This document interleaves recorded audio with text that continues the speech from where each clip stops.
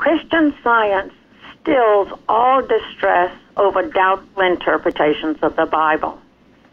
It lights fires of the Holy Ghost and floods the world with the baptism of Jesus.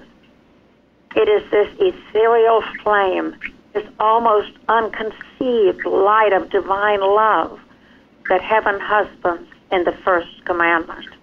That's Mary Baker Eddy, message for '02. Beautiful, thank you. Now the first question is, what was a centurion? A centurion was a Roman soldier who was in charge of 100 men, kind of like a lieutenant. Yes. And where was Caesarea?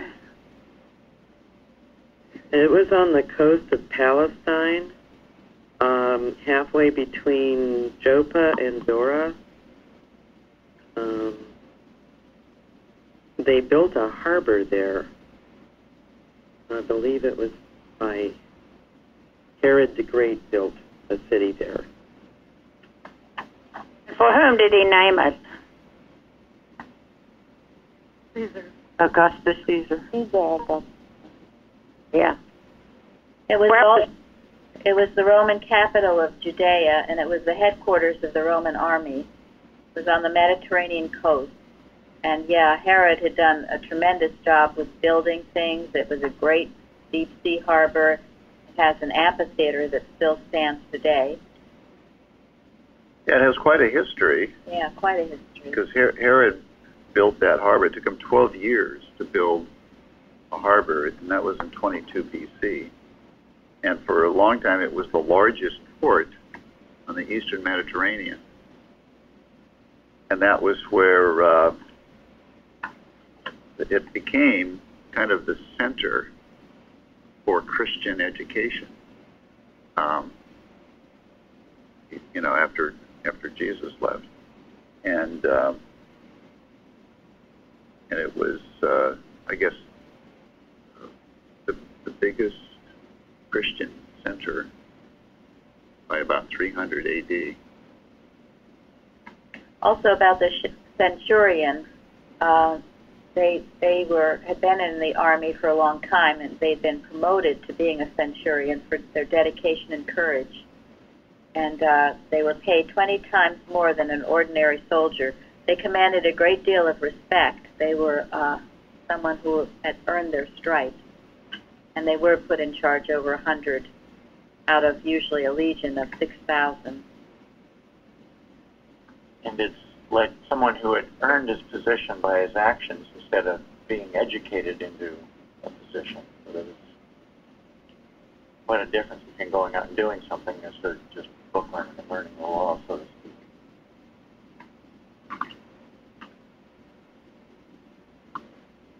Well, interesting that in Caesarea was that's where Philip the Evangelist lived.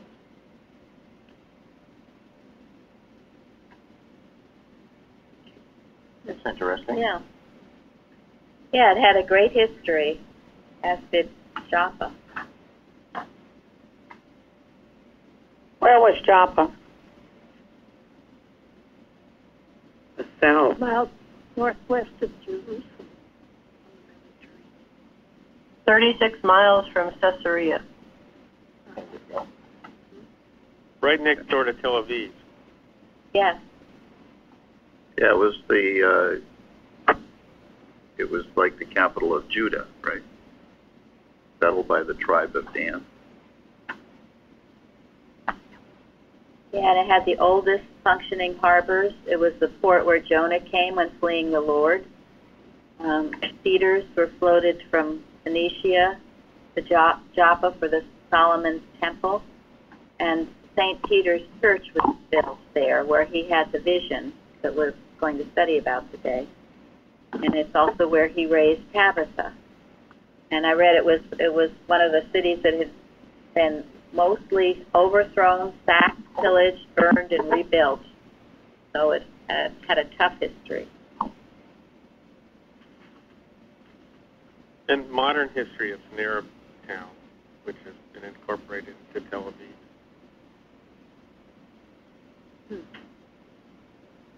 Although I'm not sure if Dan, I thought Dan, the tribe of Dan was farther north in Israel. I didn't know they were there. Well, I don't know. I just read that in the Jewish Bible history. Well, that's probably right. Yeah. I think of Dan as being kind of the northern part of Israel.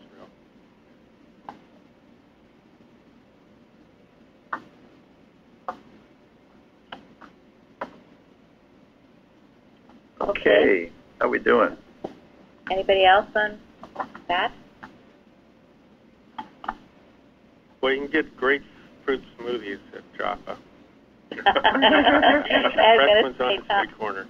Tom's been there.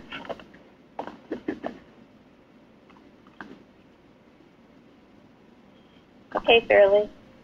Okay. Why was Cornelius able to receive the message he received? And what are angels? I've got the first part. He was devout and prayerful, and therefore was receptive. Yes, thank you. That he and his family were devout. I'm sorry, what? He and his family were devout, and also he gave generously to those in need. And he prayed to God regularly, not just once a day or twice a day, but several times a day.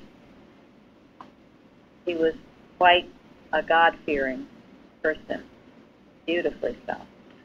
You know, I always found this one of the most remarkable things, and I've never read anything about it. So I just, but I think it's kind of special because you think of Christians as being Jews who, started following Jesus and the disciples, okay? Or you might think of Christians as non-Jews who were converted by, the apostles and disciples. You know what I mean? Right. But Cornelius doesn't fit into either category. He wasn't converted by anybody, and he wasn't a Jew that started following Jesus. Yeah, it was a very interesting thing to think about. He was so godly. And I guess in those times they did hear about Jesus and what went on and the healings, and he must have taken it into his heart in some way. But he was extraordinary. Well, to me, it showed how totally, perfectly natural God is to us. He didn't have the Jewish training. He didn't have. It's hard to say what kind of, quote, religious training he might have had. He might have had no religious training whatsoever, and yet God was perfectly natural to him. Yeah. Yeah. I read in one of the Bible commentaries that he was the first Roman Christian, and Jesus was the one that changed.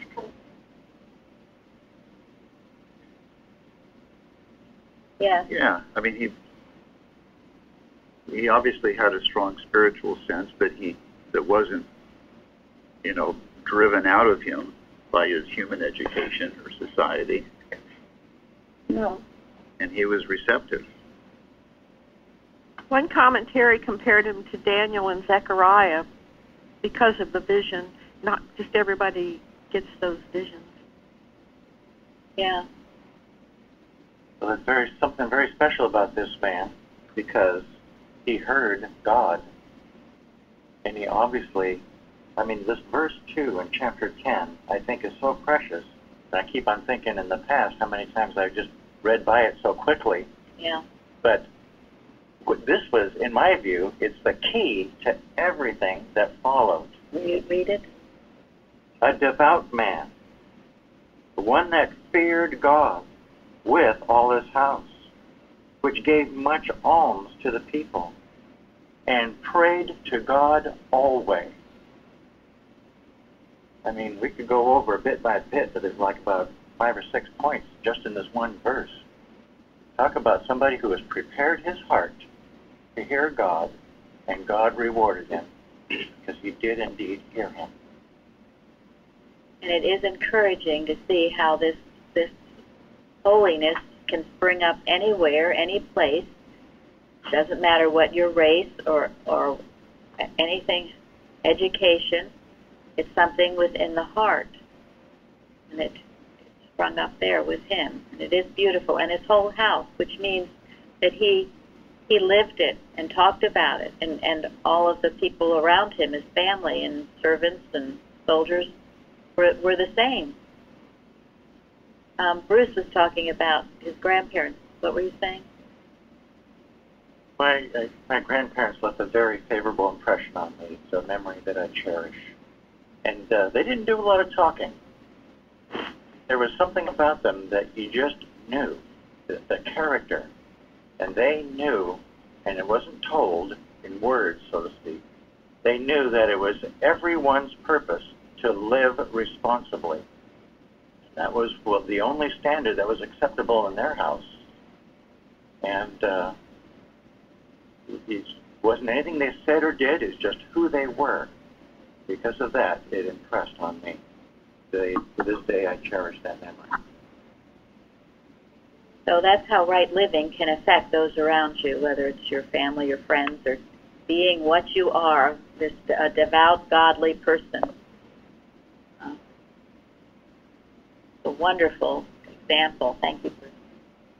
Yeah, that's what I think, to me, is what you just said was such an interesting lesson to learn from this, because so much what you read in this story is about Peter.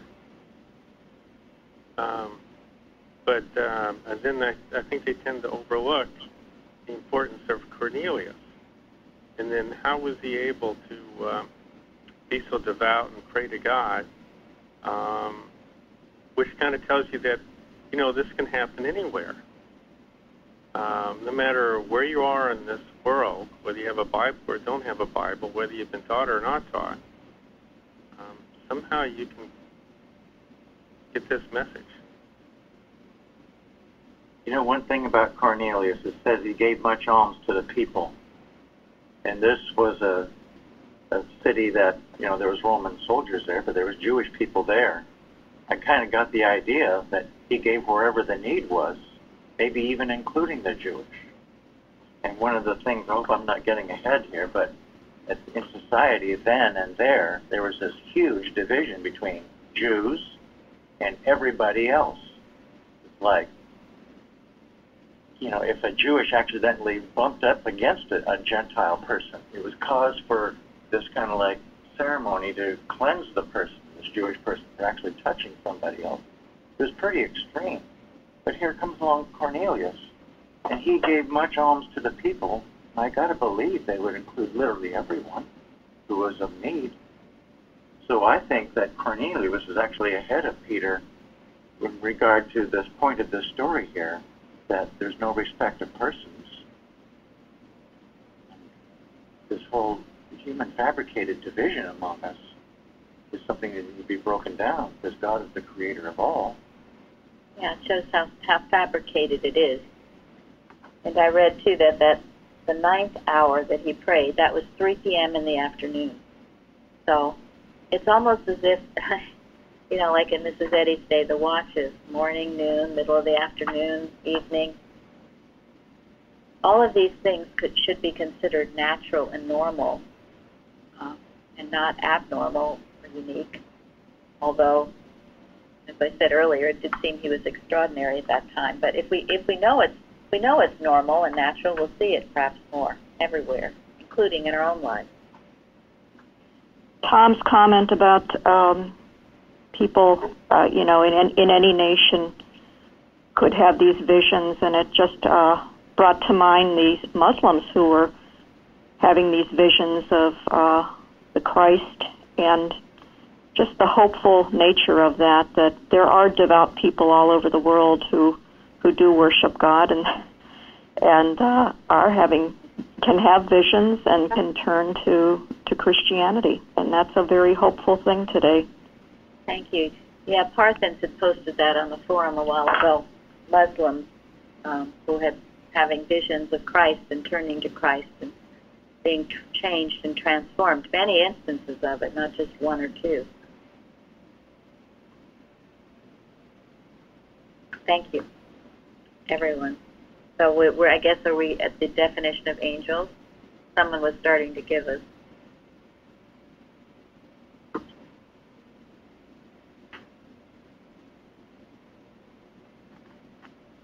Hello?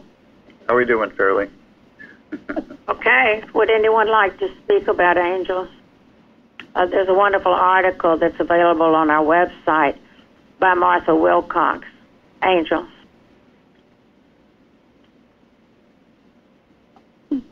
Well, Mrs. Eddy defines it for us, Yeah. doesn't she? Yeah, we should turn to Mrs. Eddy's definition of it. Anyone have that? God's thoughts passing to man, spiritual intuitions, pure and perfect, the inspiration of goodness, purity, and immortality, counteracting all evil, sensuality, and mortality. Thank you. It's a wonderful definition, and one you should know. You know, in Mrs. Evans' time, there were definitions in the glossary we were all told to memorize, and that was one of them. The good one to memorize, good one to know. Think of it. Let your home be that. Think of the angels around always. God's thoughts passing to man. I think the point here is something that I know I think it's appropriate for everyone, needs to take to heart, because it makes me ask myself, how many times do I not know how to do unless somebody else comes along and tells me what I should do? And that's kind of like being totally out of touch with this normal and natural inclination that, you know, God is speaking to us all the time. And that's why I go back to this verse too, being devout, fearing God, and all of the other points that are preparing the heart to hear Him, to get this impulse that tells you what is and isn't right. And it's a normal and natural message for everyone to get. Yeah, sometimes people ask what spiritual sense is. Well, this is a good definition. God's thoughts passing to you. It's your spiritual intuitions, pure and perfect. When you're inspired by goodness, purity, and immortality. And when you are, it counteracts all evil, sensuality, and mortality. It can't come near you. When you are in that angel state of thought, evil, sensuality, and mortality can't come near you. They'll be annihilated. That's why it's so important to understand Mrs. Eddy's writings and works and to memorize them, and as we say, work with them, which means make them yours. Think about it during the day. Let them take effect in your heart and in your life. I'd like to ask the question, how do you prepare yourself to be able to hear the angel thoughts? I mean, some people seem to be able to hear them better than others. But we're all able to. That's how God made us. So what's required?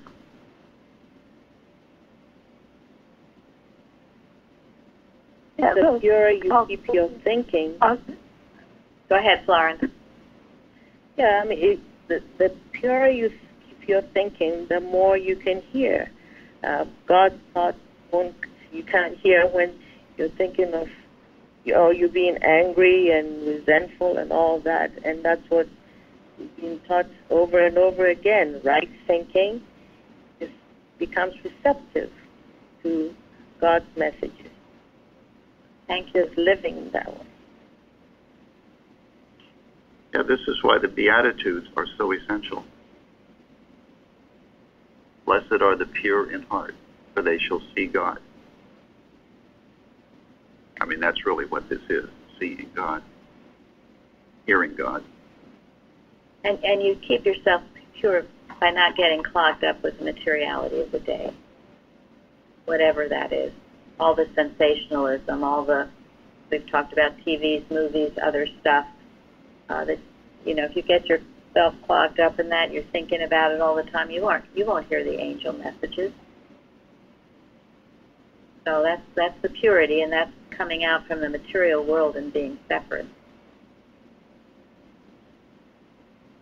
And then you will hear them. They'll be a natural part of your life. And yes, Martha Wilcox's article on angels is a wonderful one to study and be familiar with. She talks about them coming, at timely times and how they come in different ways. They speak to us. Sometimes I think they come as animals, very special events, and also as people. Yes. Well, they come through. Or come through people. Your thought, yeah, they come to you in very different ways. Yeah, there are many instances of animals saving and protecting people, and it's God working.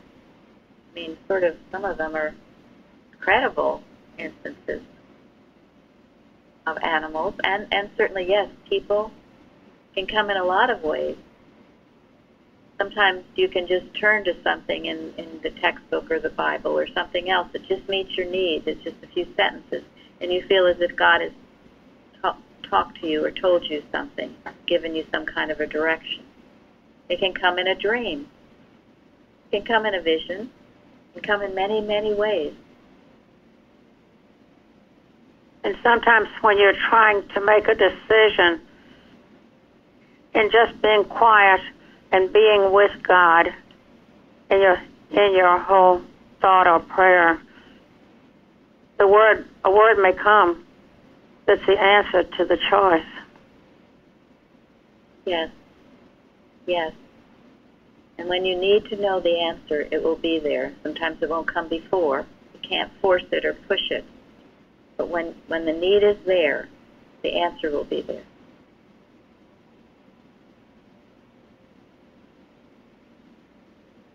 Anyone else on angels? Well, I have kind of an example of that. I'd like to share it, if I may. A long time ago, after 9/11 happened, I was sitting in Newark Airport reading a book, waiting to board my flight back to Atlanta, and a man came up to me and asked if anyone was sitting next to me, which they were not, and he placed his luggage a few pieces next to me. And I didn't pay much more attention after that. And after I was continuing reading, I noticed that they were still there, the bags, and I was a little concerned. I thought, well, he's probably around here somewhere. And then a few more minutes, I started getting more urgent in my thinking, and the thoughts kept coming to me. Oh my goodness, you're supposed to report this. If anyone leaves a bag, you must report it. Then another thought came, well, yeah, but remember what happened in Atlanta? They shut down the whole airport. Do you want to be responsible for that? And then another thought was like, get out of there fast. And so I kept looking for him, and I just said, this is enough. I shut those thoughts down, and I just said, Father, help me, because I need to know what the right thing is to do. And the strangest thing came to me at that very moment was get up and go to the restroom. So I did, and I figured, well, this is probably a good thing. I'll clear my thought. When I come out, if the bags are still there, I will report them. As I came out of the restroom, from that view, I saw the gentleman on the telephone, where before I had really diligently looked for him, stood up and turned around and couldn't see him from, the vantage point of my seat. And that just was so calming to me. And I realized, all you have to do is just turn your thought in this panic situation that I felt myself getting into, and you will hear his voice. So crisis was averted. I was so grateful. It was the best flight I ever had. Well, thank you. And that is so true, and that is using the science. That is taking the moment and using your science. Not panicking, not going into a big hooey thing, but using it. And that's what it means to use the science, to work with it. You get the angel thoughts, and you do what God's telling you to do. You don't just study all morning, and then you have a situation, you throw it all up in the air and run around like a chicken with your head cut off. That was good, because God sent you to a different spot where you could see him. Yes. Right. Thank you. Yes. Okay. Well, Okay, Fairley. Okay. What was Peter's first reaction to the vision he had at the time?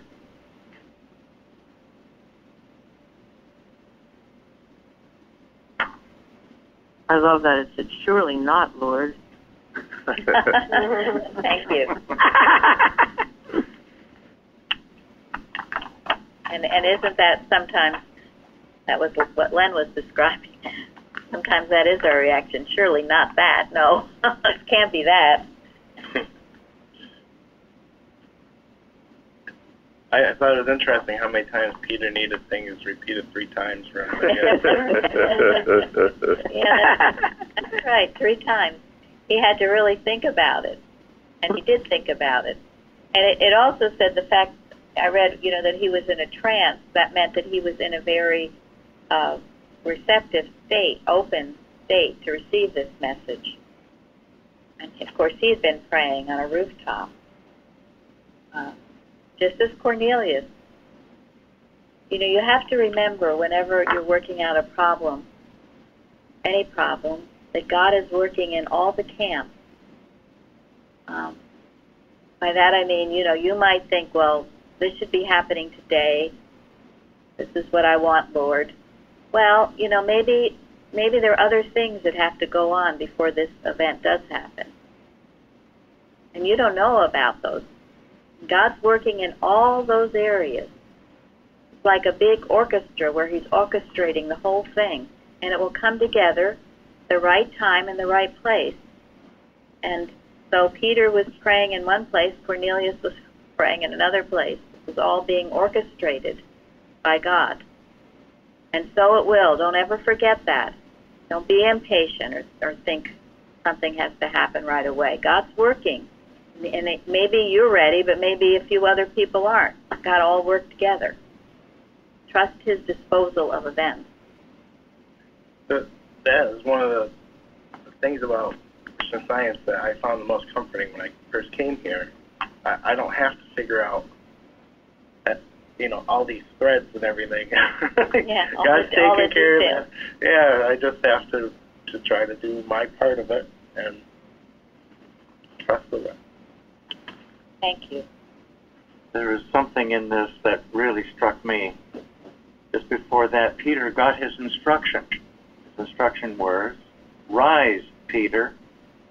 And here, this is in the middle of the sentence, but the word rise is capitalized. So I think it meant more than just get up and then eat the food, but rather to rise your thought of elevation above this humanly instituted law about men, and some are better than others, and there's this dividing point, but to rise above it. So the fact that the rise is capitalized, it was a divine instruction for addressing the thought that he was in. Yeah, I would say this will go back to the angels we were talking about a while ago. It's one thing to be in a state where you can receive these angelic thoughts, but it's another thing to be able to follow up on that, being obedient to it, which I think is the most important, obedient to the angelic thought that comes. Cornelius was prompt in his response to the angelic thought that came to him, but Peter wasn't. I mean that can actually tell the difference of these two men, or their different state of thought. I think what is most important is how we respond to angels' thought, because it comes to us almost every minute, but we don't usually respond. That's great. That's wonderful. Cornelius that's a good point. He was very prompt in his responding. I thought it was interesting, too. They bring out the fact that Peter was hungry before he went into the trance. He was probably to see all these animals, I guess. Thank you, Benjamin.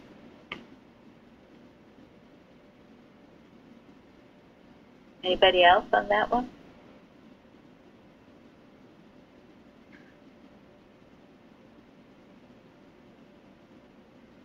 And how did he know there were 3 men seeking him? The angel spirit spoke to him. Jean, we're having trouble hearing you. Oh, I'm sorry. The angel spirit said unto him, Behold, 3 men seek thee. When Peter thought about his vision. Yeah. Yeah, it was the same voice. And how specific that voice was. Very specific. Yeah, if I may say something, this story actually, I have read this story quite many times, but until this time it was part of the lesson, something came through. I don't know if you guys remember when Jesus was still with his disciples, because this happened after Jesus has been ascended, right? Right. But when he was still with them, he promised them, he told them that this gospel must be preached to all mankind all over the world. That was his promise. But he told them, starting from Jerusalem, until this moment, the disciples has not fulfilled that promise. They haven't left Jerusalem much. They have been, they restricted themselves to Jerusalem. They haven't followed up on Jesus' promise to take this gospel out of Jerusalem. Jerusalem. Yeah, and I think after this, it kind of opens the door for them to follow up on that promise of Jesus, to take this gospel outside Jerusalem. Thank you. And there was no reason not to do so, because he told them it has to be preached to the Gentiles too. And he also told them to wait till they received the Holy Ghost. Yeah, and that was after Right. the Holy Ghost, and they were able to fulfill this promise. Right. The right thing at the right time.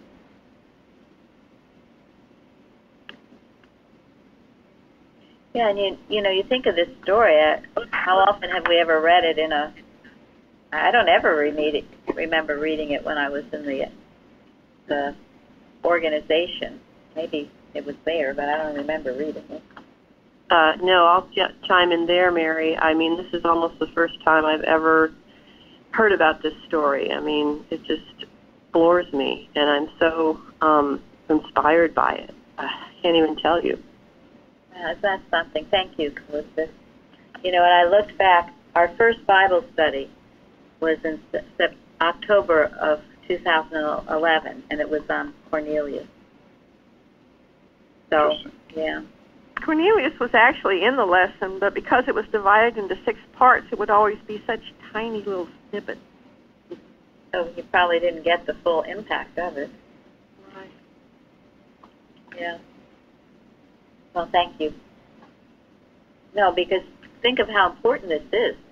And think of how the tendency is to be clannish, or even to think, and I know myself, I've been guilty of it, that, oh, well, so-and-so wouldn't really be interested. They've got this kind of a background, or they wouldn't be interested in science. That is terrible. That's malpractice. It's terribly wrong to think that. And this whole story should root that thought out. The science is a universal truth. Everyone is receptive to it. We must be including everyone in our prayers and thoughts, and to know this to be true, and we will bring in the millennium. If we don't, this is something to think about and to weed out of my thinking, I will say, and make sure I'm seeing everyone is receptive to this truth. Doesn't matter where they are, what background they've had, or anything. This is the truth that they are receptive to, just as Cornelius was. Well, then we could go to number 4. What quality did both Cornelius and Peter show when they first met? The word that came to mind for me was humbleness. Cornelius bowed down, and then Peter wouldn't have it. He made him stand up. Yeah. Thank you. And how did Peter relate his vision to the meeting with Cornelius? I'd like to just say one more thing about the other question first. When Peter was kind of embarrassed when Cornelius fell on his feet and said, "Stand up, I myself also am a man." In Matthew Henry, he says that the treasure is in earthen vessels, that he may value the treasure for its own sake. So this is why we see this truth come through various people, but it's always the truth, God, that's there, and that's why we must always be very humble vessels and never get the idea that we are doing it. Never we doing it. It's always God doing it. Okay.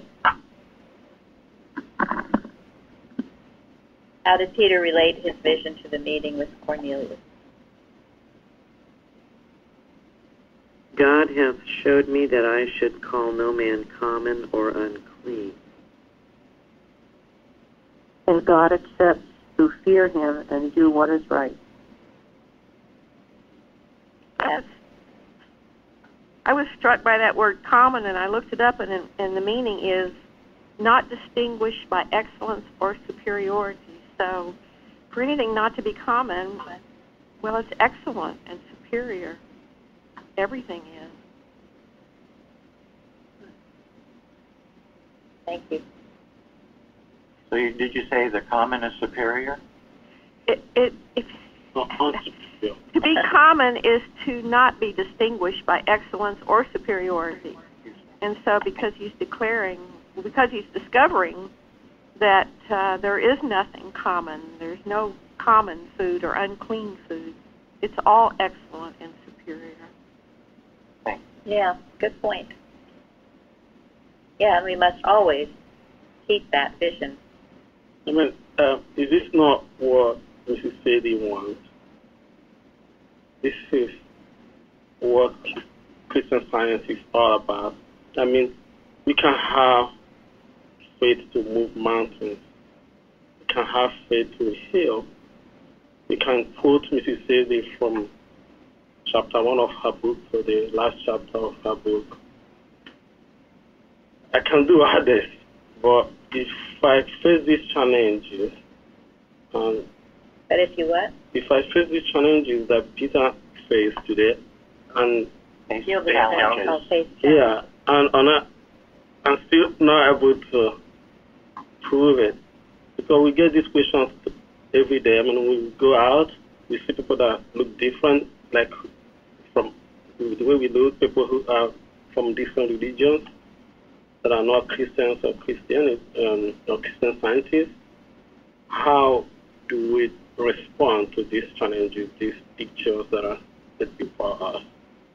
I mean, if you cannot respond properly to these pictures, you probably have to ask yourself a question: am I truly a Christian? Absolutely. Thank you, Benjamin. Yeah, we can talk about this today, but then it should be life-changing. The reasons we have these Bible studies and roundtables is for that reason, life-changing. So everything about you gets better, your watches, the way you view the world, everything. We're not just coming together and having a nice little discussion. And we should be in one place of one accord and receiving this influx, as we talked about last week, from God, that also enables us to handle any animal magnetism that might be trying to get in to divide or to confuse. These these times together are holy times. Not just, we're sitting together and talking, and isn't that interesting? Much, much deeper and much, much holier than that. I mean, Peter recognized that his vision was God preparing him for this meeting, and that Peter needed to make a major change himself. And that was, as Bruce mentioned earlier, to rise above this false belief that somehow God was for the Jews only. And and to see the universality of God and the brotherhood of all mankind. This was a big deal. For Peter, it was a big deal for all the Jews. It was a huge change for them. It was going against the entire weight of the opinion in that Jewish community. So. And you see all the things that had preceded, all the things that were going on before to bring this to pass. You know, Jeremy had told me that he had learned all these things about computers and had no idea why he was learning these things. A question my sanity along the way. What was going on? Yeah, you wonder what would he ever do with all this kind of knowledge? And then he came here, and he's like, and he realized that it was all preparation for what he had to do for the church here. All of you are being prepared for greater work. I think even the challenges are preparation for what you are to do. I see it clearly now. Yes. Florence was prepared. All the years she listened to the Evans class recordings and the other challenges she had. You've all been prepared for this moment, and you'll be prepared for other things as well. And if you're faithful over a few, you will be rulers over many. Yeah. Yeah, that's something I think about the angel messages that come to us. I don't think they come to us to like land on us. It is important for us to know that they're there and they're coming to us, but they sort of like keep going through to somebody else. We got to not stop it. You know, we have to do something like the way the centurion did. He didn't stop it, you know, and let all these things happen. Yeah, he took action, shared it with others. You know, and you never, sorry. Go ahead. Well, you never know where the truth is going. I have a friend in Maine, and I gave her From His View, and she called me this morning and said she was taking the book to her atheist friend who is in the hospital, and she's going to read it to her. So you just never know. That's wonderful. I was going to relate to that, too. It's actually easier to speak to people, to penetrate to people's heart and being able to win them for God by seeing them the same way that God sees them. You cannot see people different and hope to have impact in that person's life. It just cannot happen. I think that was the lesson Peter is learning here. If you're going to do this mission, if you're going to fulfill this promise of Jesus, like Jesus did when he met with Samaritan woman, and bring himself and lifted the woman to his level. Like I love that thought, like Mary said last time. He lifted the woman to his level to be able to win that woman for Christ. You have to lift people to your level to be able to win them for Christ. You cannot see yourself up there and see somebody up down there and being able to win them. I remember I had this first-hand experience. I remember in 2000 when I was working with missionaries, I found myself in the midst of this. It was an experience that I cherished so much, and we go on forever. But it was easier for us to be able to talk to these people by being friends with them, dining with them, being in their company and not seeing them different. And for that reason, it was actually easier for us to be able to speak to them about Christ, and easier for them not to see difference in us and being able to accept Christ too. So, this is a challenge facing all of us today. How do we treat God? Cannot praise and do all these wonderful things and do all that stuff and say all that good stuff and see people different from the way God sees them. It's just not possible, and there's so little we can do with that. Yeah, there's a thread on the forum, if you remember the forum, that speaks to that. How do I see others? And you know for your own experience, there's nothing worse than if you feel like someone's lecturing to you. That they're so superior, they know something you don't, and they've got a lecture. It's just a turn on. So remember, you don't like it done to you, well, don't do it to anyone. Not your children, friends, anyone, not in a testimony. Don't lecture. You speak from your heart, your own experience, help others. But not that I know something you don't, and I've got to convince you of it. It brings something to mind. I don't know exactly where I read that, but it says that you are not a Christian until God is in every face, principle revealed through every idea. It's quite a challenge. But beautiful. That's beautiful. Yes. True. That's beautiful. Thank you. And that book that Shardy was talking about, that's Florence's book. And if you haven't read it, you should read it. It's online to download. What's the name of it, Florence? Oh, From His View, I Am Free Now. Yes, From His View, I Am Free Now. It's a beautiful book, and one that's really good to someone that you're introducing science to, because it's so simple and practical. It's also good for getting rid of old, when you have been raised in the culture and you've had this sense of what words mean or God means. It really simplifies and purifies that background for anybody who's been in the culture a long time and wants to be kind of freed from that. Thank you.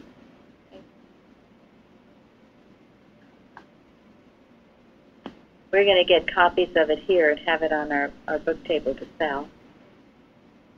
Yeah. Okay, where are we, Nearly? Number 6, as Peter preached to Cornelius and his group of friends and family, what happened to them?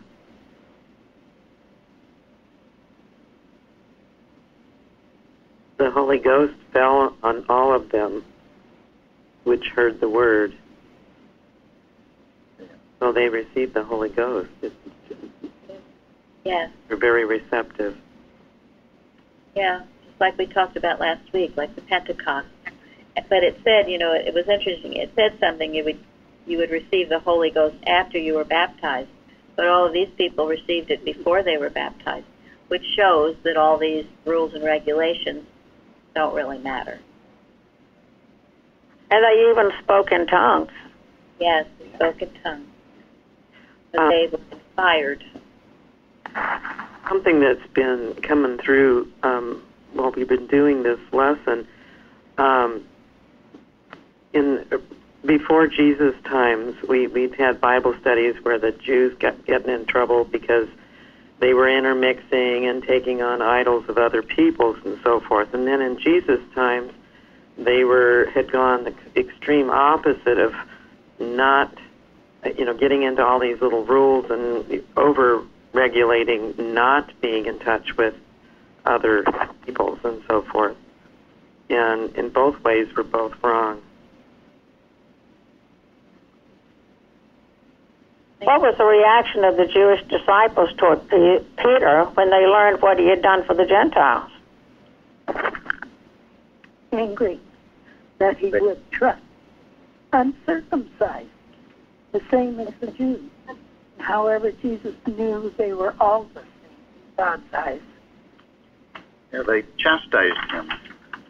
Right. They had the same reaction that Peter had to the vision. Not so. Shame on you. Yeah, I wanted to point out something I thought was interesting is we get a lot over, it's been going on for decades about how the King James Version is, too archaic. Oh, so the King James Version is too archaic, and, we should read something modern like the NIV or something. So I looked up the Greek word that was used, and it said to dispute or pass judgment. Dispute means to struggle, to quarrel, strive in opposition. And then you looked at the word that was used in NIV. It says criticize, which you look up says to indicate fault in a disapproving way. That's great. So, thanks.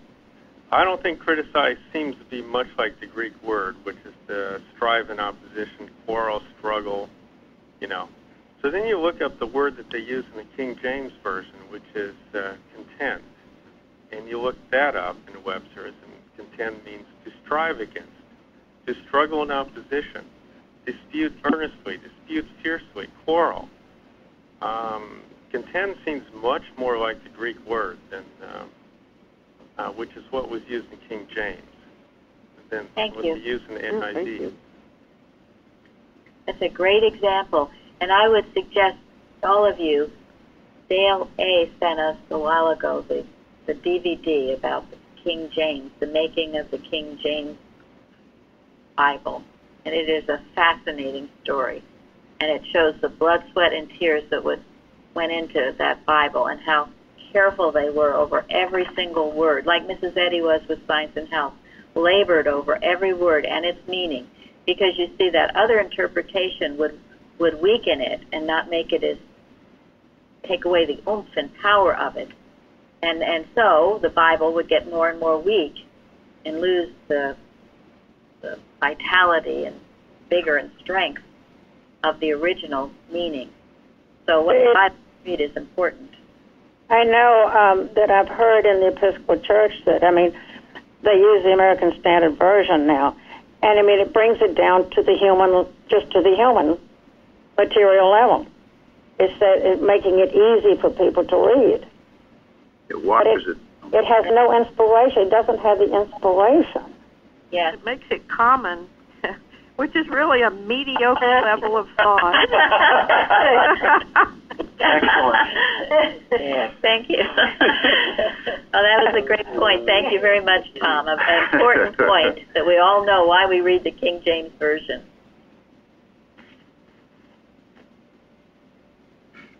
Where do we get that DVD that you spoke of? Is Dale A. on here? I recently re-watched it just on Netflix, streaming.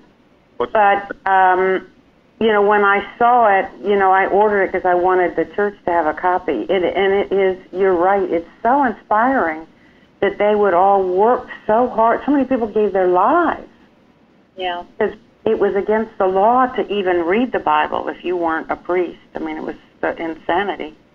Is that the actual title of it, The Making of the King James Bible? I think so. It is. Thank you.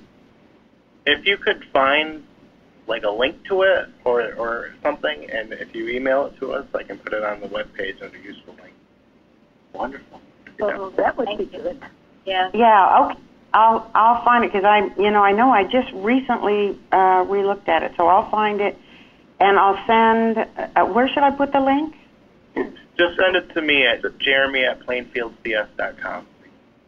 Okay, Jeremy, will do. Thank you, and thank you, Dale. That was something very excellent that you did. I appreciated that. Okay.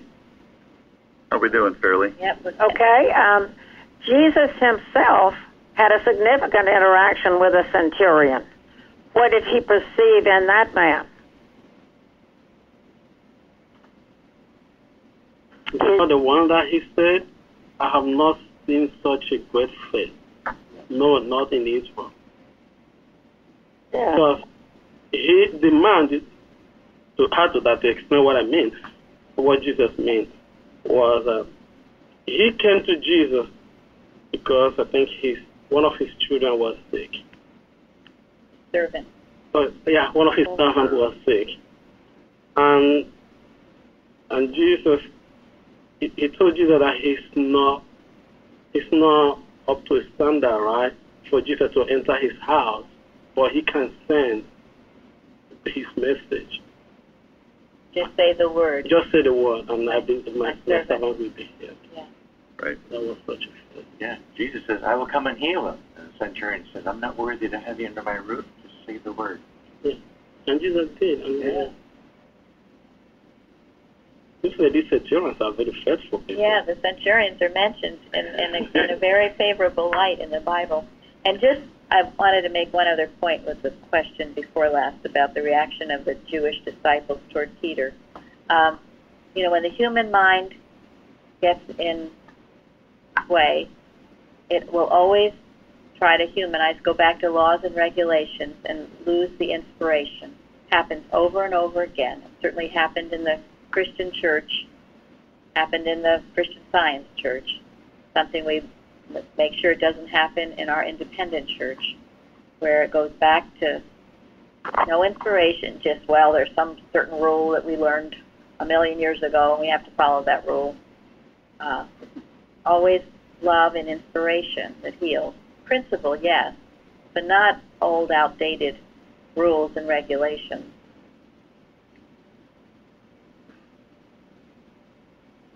Principle meaning love.